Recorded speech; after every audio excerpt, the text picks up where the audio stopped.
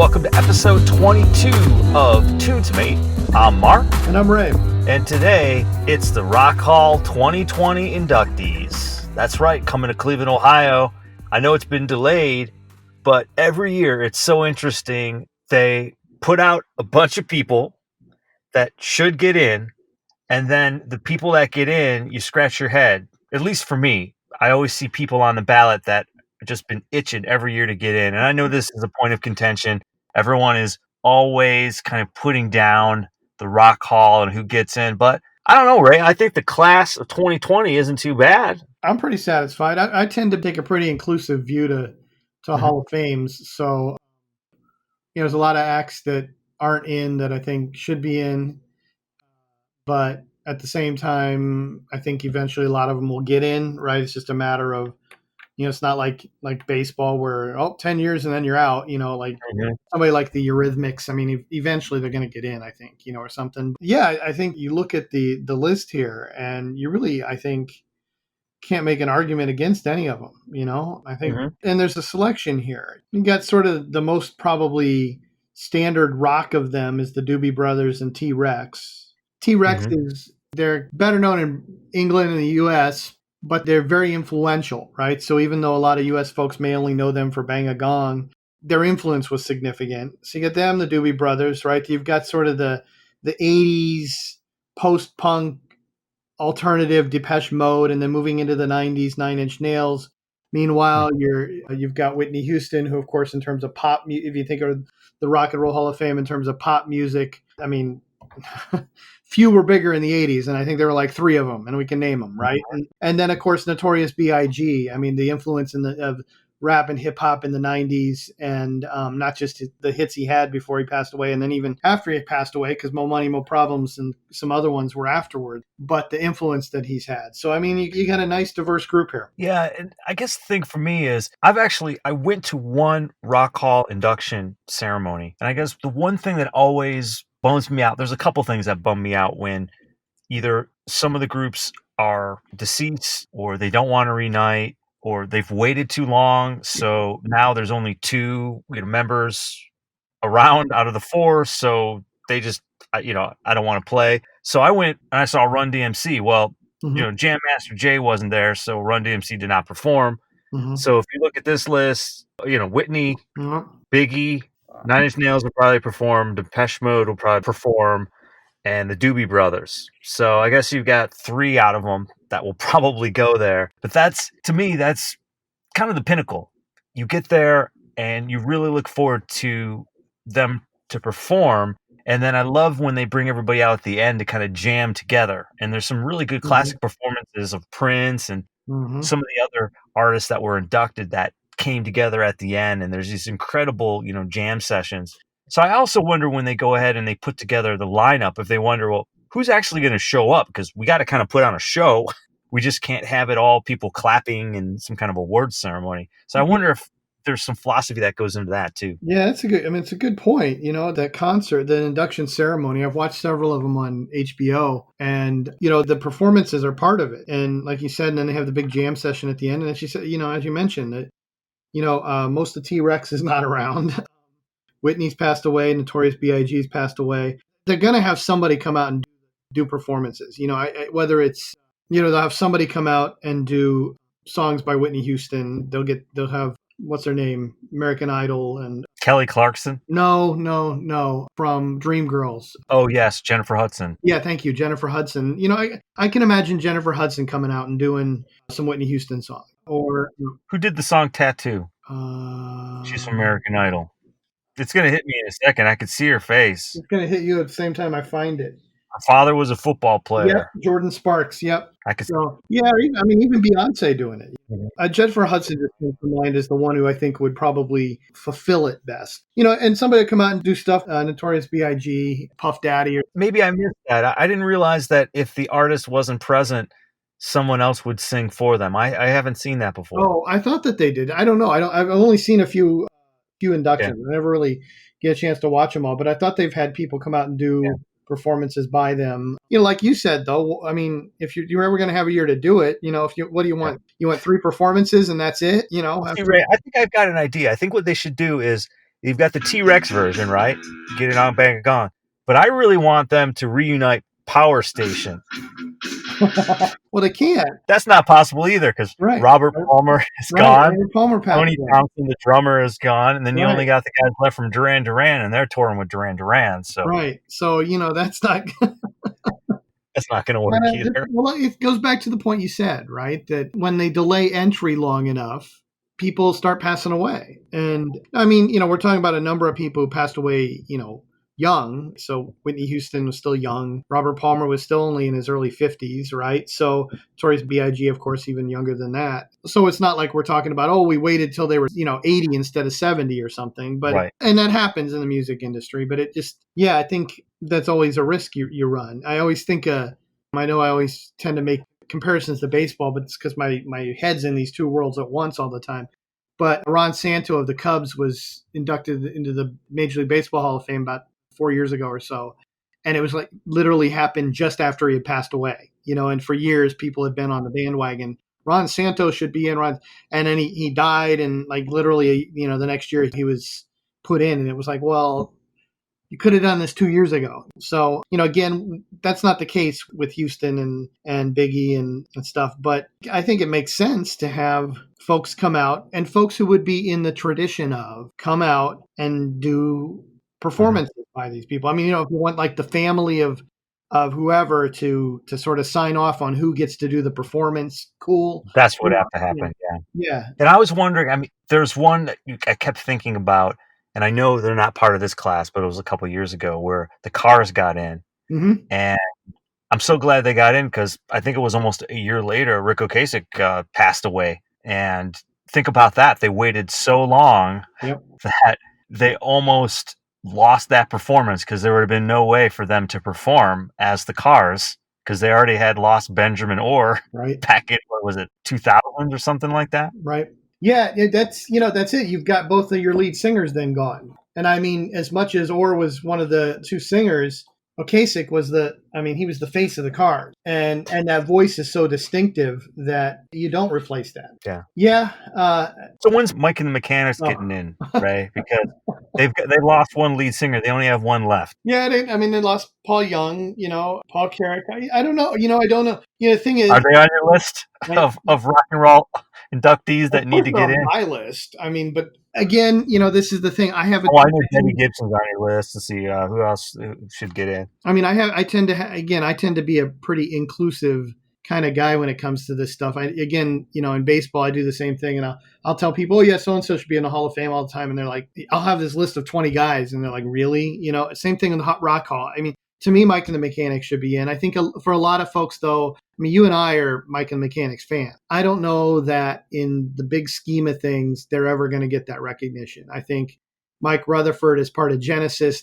That's where his legacy is going to ride. But, I mean, who knows? Maybe someday somebody will look at the legacy. I mean, here they are in 2020 and they're still performing. They've got Andrew Roachford singing for them, and that they've lasted for 40 years, or almost 40 years. That's significant, right? That's longevity. They kept it going, but will people look at it and go, yeah, but that was always Rutherford's side project, and the reason they lasted was because Rutherford always wanted to do stuff with it, and whatever. So yeah, that's true. I mean, it is a good segue into the Doobie Brothers. I mean, they've been around 40 years, and they're still doing things. And I know what we were talking about before we started, but it really does make me laugh about when I think of the Doobie Brothers.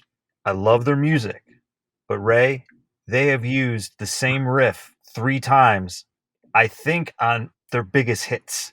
And the last one they had was The Doctor, right? If you remember that one. 1989, right? 89. I know you're a fan of that, and it always made me laugh because it sounds pretty much like everything else. So, you got, right? Yep. Okay, so you got that. And then, of course, you've got,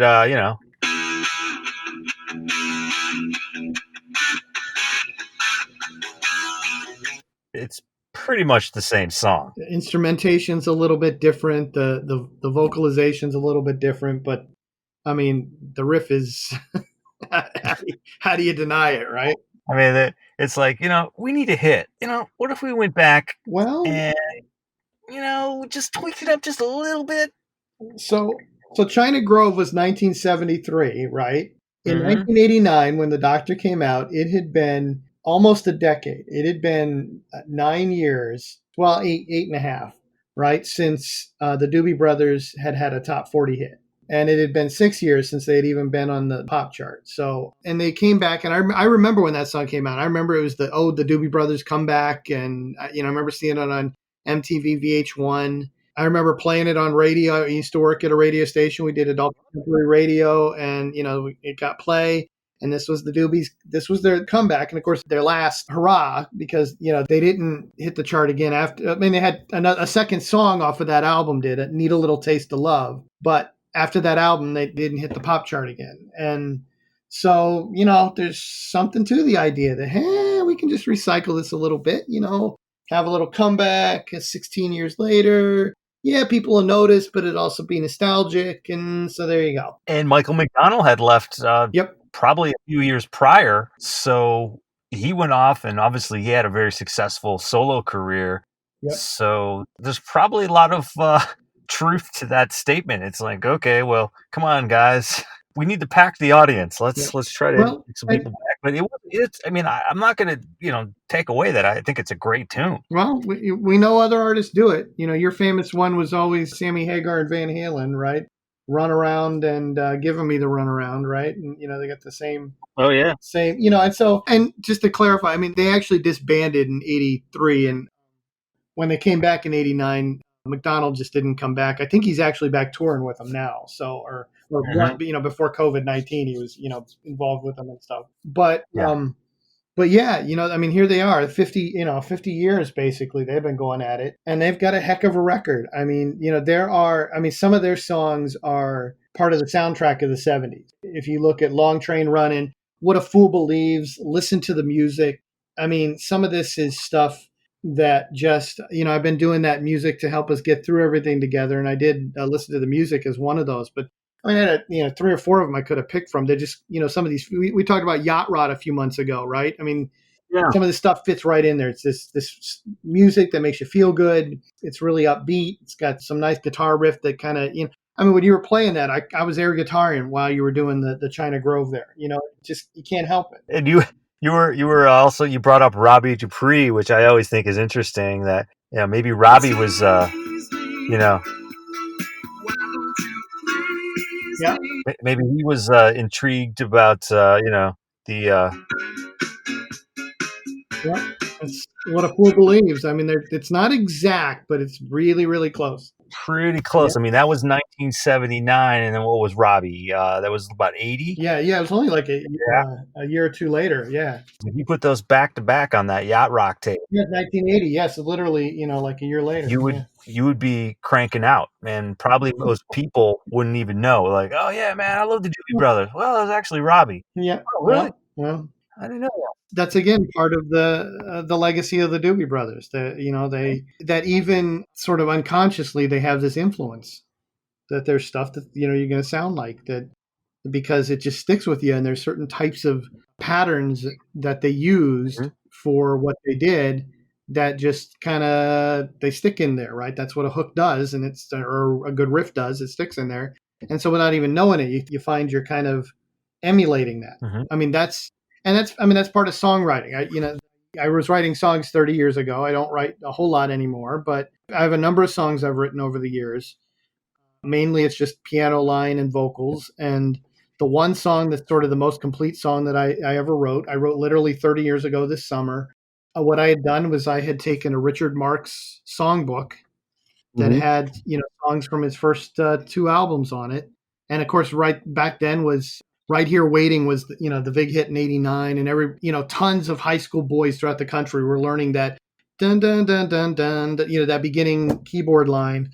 And I learned the types of chord patterns that Richard Marx used in that and in Hold On to the Nights and in other songs. That really sort of was how I learned to write at least a certain type of music. And the one song that I wrote, The Science of Love, it doesn't sound exactly like a Richard Marx song. I'm not like ripping off something, but it's in the style of it's got the same kind of chord progression and the same kind of way that I play the chord, the way that I play the chord out through the notes, that's what you do. And so you learn to emulate certain styles, and or you just hear stuff and it sticks with you and you don't even realize you're doing it. And that's part of the Yeah. Doobie Brothers. I mean, that's what they did. You make a really good point about this rock hall class, because I even think about Depeche Mode, where in the style of, and this band going in is really unique. I remember their first song. I remember hearing their first hit, People Are People, Right. hearing that on the radio going, what is this? And listening to it over and over again, and just the message that was in the song and the way it really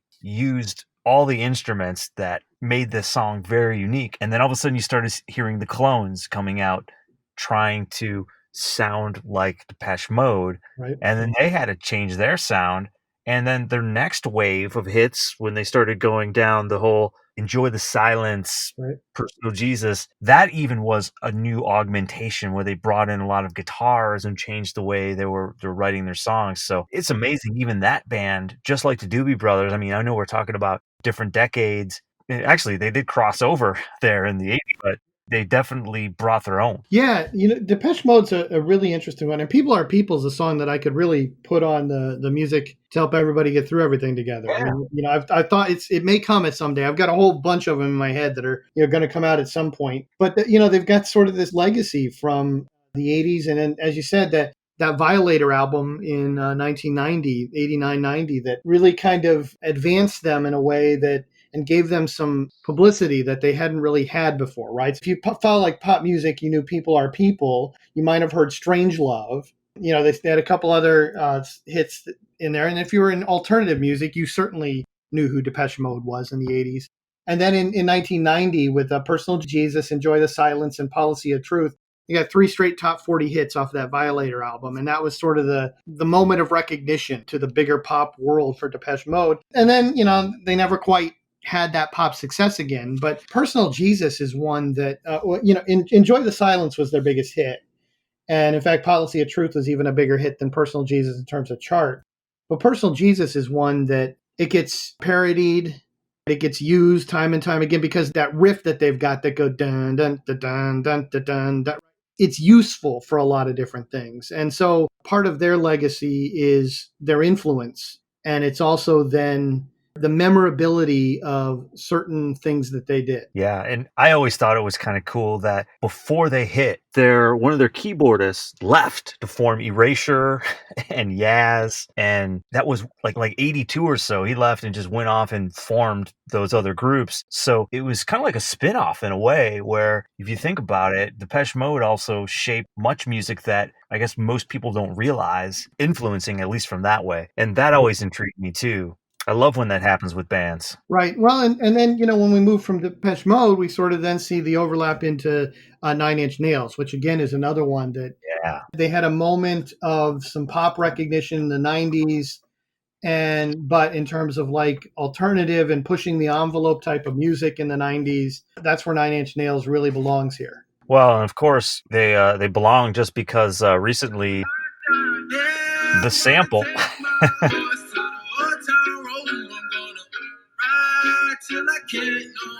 Trent Reznor is making a lot of money right now.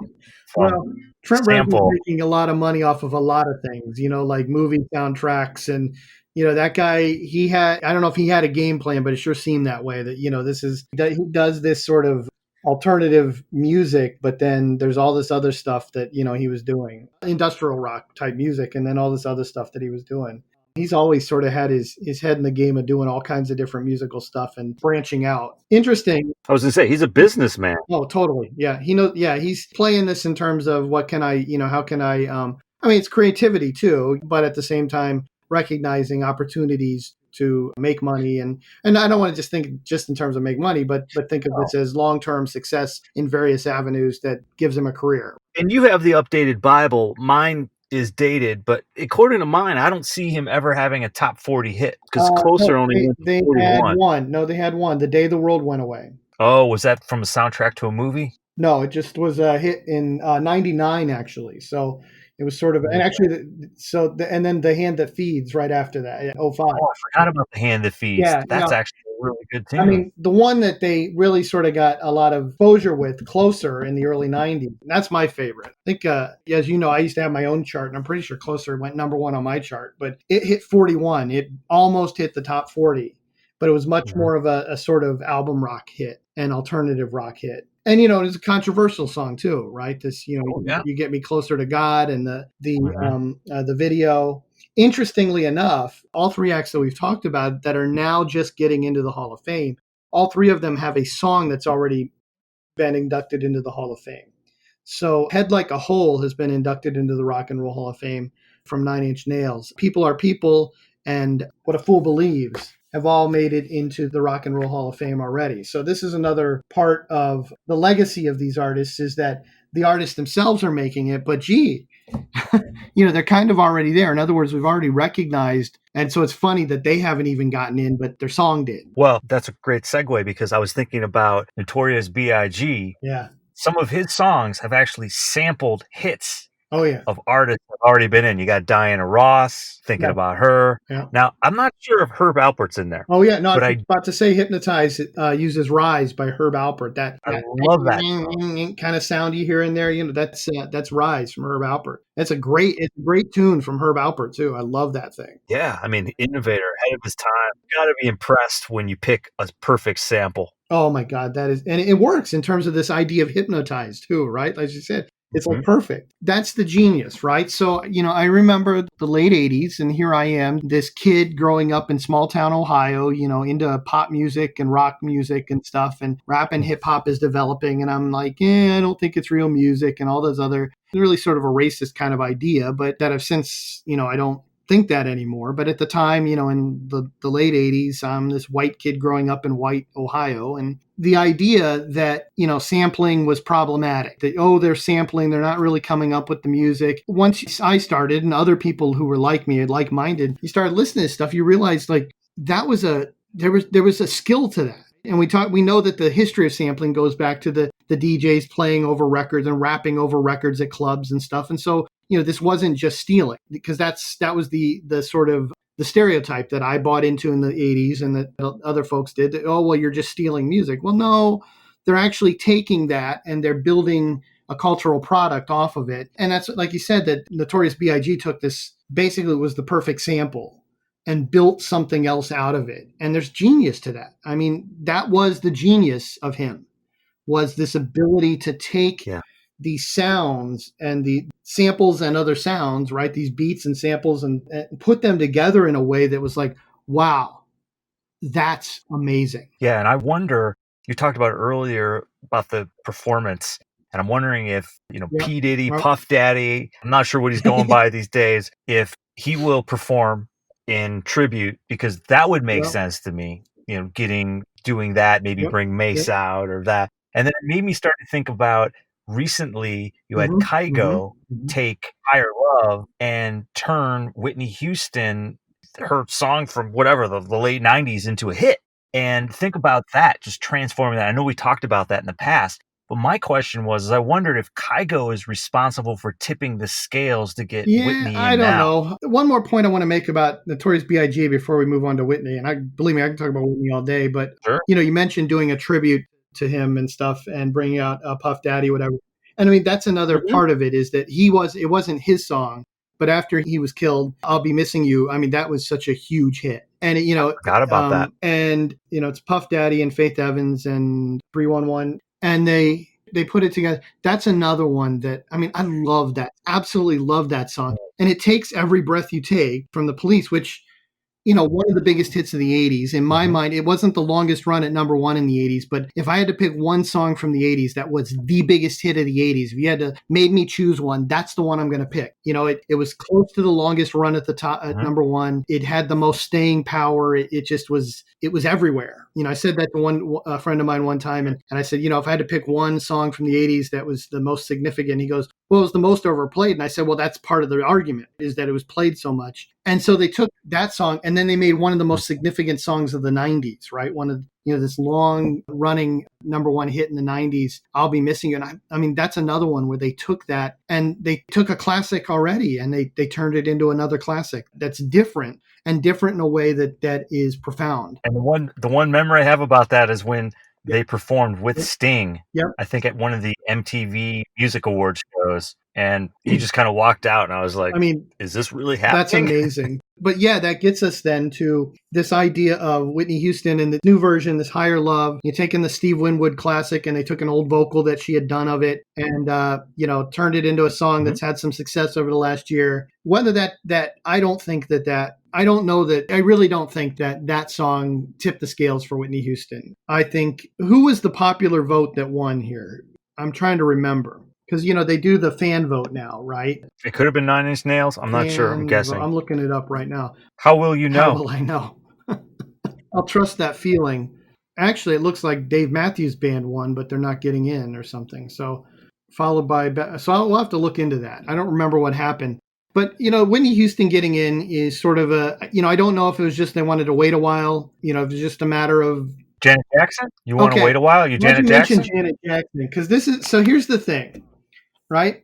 Whitney Houston belongs in terms of pop music in the 80s, she's right up there with Prince, Michael Jackson, Madonna, Hall & Oates. You go through the short list and Whitney Houston is right there. And one of the things that we're looking to do here on the site, we do the Send Tune. And Whitney Houston has a great catalog of hits. And of course, there are lots of reasons for her to be here. She set the record. She broke the record and set the Supremes record and set the record for most number one hits in a row. She had tons and tons of top 10 and top 40 hits. Whitney Houston and her voice is just so profound, so amazing. She belongs here. But when you mention Janet Jackson, so here's the thing. We've got this Whitney Houston Send Tune. And of course, if you don't know Send Tune, folks, we've been doing this pretty much since the beginning of Tunesmate, right? The idea, you take 5 sentences by an artist and you put them together to form a sentence. So you take 5 titles, right, by an artist. 5 songs. Yeah, 5 song titles, and you put them together to make a complete and accurate sentence. And Whitney Houston, so thinking about this, I came up with one. So a Send Tune is you do 5. There's also what's the mini Send Tune where you take 3 songs and titles, you do it. So when you believe all at once, love will save the day, step by step, one of those days. When you believe all at once, love will save the day, step by step, one of those days. Right? That's a Send Tune with Whitney Houston. But you mentioned Janet Jackson. So we should at some point do a Janet Jackson Send Tune because Janet Jackson has a bunch of songs that make it really easy to do a Send Tune. I don't know how many times I've tried to do a Send Tune over the years, and I needed a song that started with if. Again, right? You just throw that at the end of anything and you got a song title. Well, blah, blah, blah, again, right? And a bunch of one-word titles like Escapade and Scream and everything. You can literally make a Send Tune out of her stuff and have like 10 words in it because you got a bunch of 1 and 2 word. So, you can do, I'm just really sort of spitballing here. I had Scream, Nasty Black Cat. Yeah, see, right? You just made a mini Send Tune where you only need 3 songs and it's got 4 words. I don't know if there's a single other artist because you're going to have at least 3 words to make a 3, right? If you get 3 one-word titles, you got to Send Tune. You just did it in 4 words. That's basically like as close to the minimum as you can get almost, right? So, but Whitney Houston's got some good songs for this. All at Once helps you out in a lot of ways. When You Believe becomes a starter for a sentence that you can then add other stuff in with. And so, yeah, go ahead. No, I guess for you, Whitney Houston, talked about the 80s. It seems like she's, I don't want to say one of the last big 80s artists. There's plenty more, but it seems like from the catalog of songs that this seems to be one of the longest performers to be inducted. What does Whitney Houston mean to you? Whitney Houston means the greatest voice I've ever heard.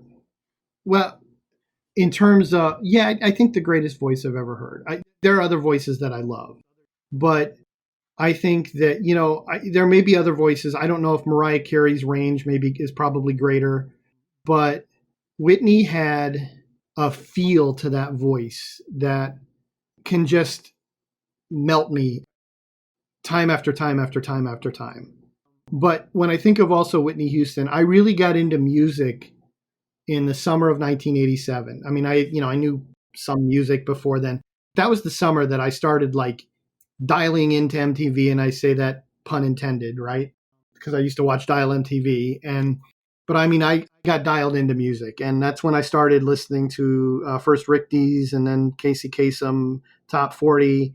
Started really following the Billboard chart in 1988, but summer '87 was when I got into it, and that's when she released her second album, Whitney.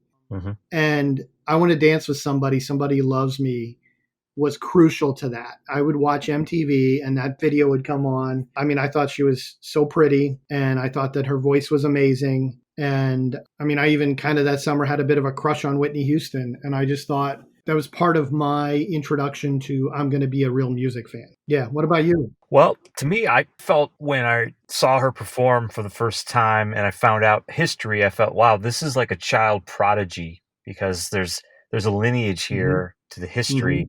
Because I was familiar with it's her mother, right? That had a hit from the 70s. Yeah, Sissy Houston, yeah. Disco. Yeah. So I remember that song because it used to get played in the house. And then I saw her and are they related? And I started, researching it and I was like, this artist is going to take off. And essentially that's what happened. I mean, you think about in the 90s, the remake of Dolly Parton's hit. Yep. Topped the charts forever. I remember seeing in college, it was photocopied on a wall, like, please stop playing this song. It was a picture of Whitney Houston. People just couldn't take it anymore. So you think about just the transcendence of the music and how it's lasted. And then, like I said, just recently unearthed, combining with Kygo, takes off on the charts again and makes it sound new. And you realize how powerful that voice is. So yeah, no, I'm totally with you. It's been great. Yep. So I know we're right around the end of our podcast here, but just curious, I don't want to leave off. We had Jon Landau and Irving Azoff. Yeah. Do you have any thoughts on those two pioneers as well? Honestly, I mean, I think both are long overdue. It's funny we talk about, 87's when I really got into following music, but it was 1990, I think. My parents bought me the book Hitmen, Power Brokers and Fast Money Inside the Music Business. They got it for me for my birthday or something, and I read it. And I guess it came out, I think it was 90 or 91. I thought it was 90. And yeah, originally published in 90. I read it, and that's where I learned all these record executives, Goddard Lieberson and Ahmet Ertegun, who the award that, is named after Clive Davis. I mean, this is where I learned about a lot of these people who were the record producers. And so the more I learned about that, Jon Landau and Irving Azoff are both in that group of folks who it's amazing to me that they're not in already. These are both folks who have been influential, who have been involved in lots of things. Landau's most known for his work with Bruce Springsteen.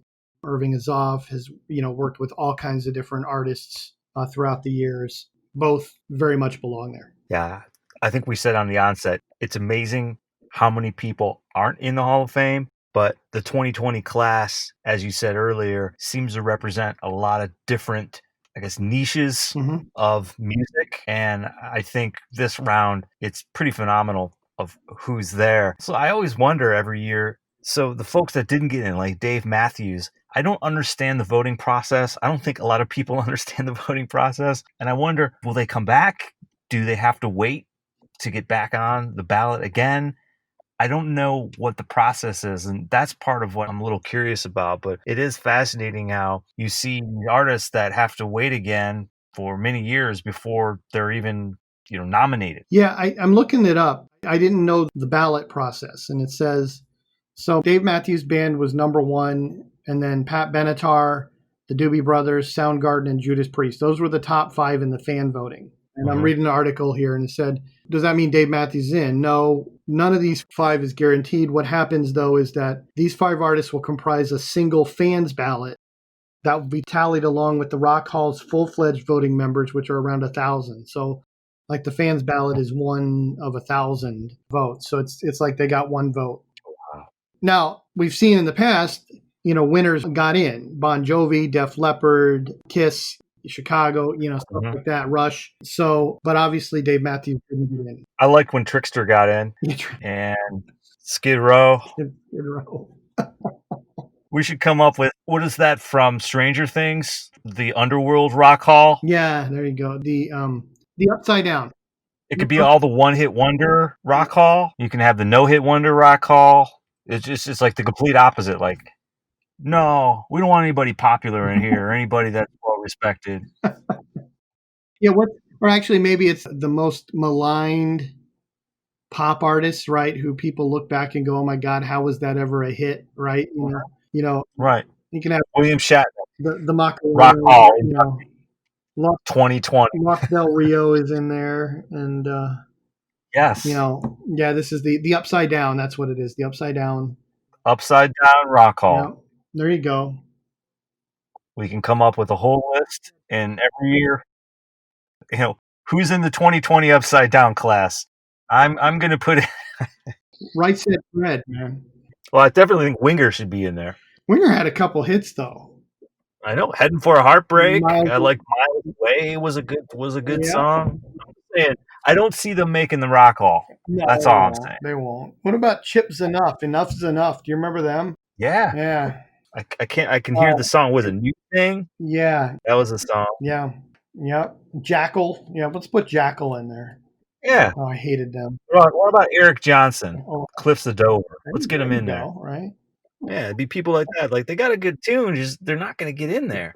Well, unless they really start hitting the bottom of the barrel, they'll be like, I don't know. Well, we got a long way to go, so I think, and the thing is, though, the thing with that is that in 10, 20 years, we're going to see that we're always going to be having people at it. So, we look at, Right. we don't have time. Lady Gaga. Well, that's the thing, right? We don't have time, right? I mean, we're pretty much out of time because this could be an extended conversation, but we could do a whole podcast on who today is going to get in, right? There we go. I think Lady Gaga's probably got a case. We're building future episodes as we speak. That's what we do here at Tunesmate. Well, we appreciate you listening in to our conversation about Rock Hall Inductees 2020. And it's exciting. I mean, I think every year when this time hits, we generally post a couple things on the site and we get excited about it.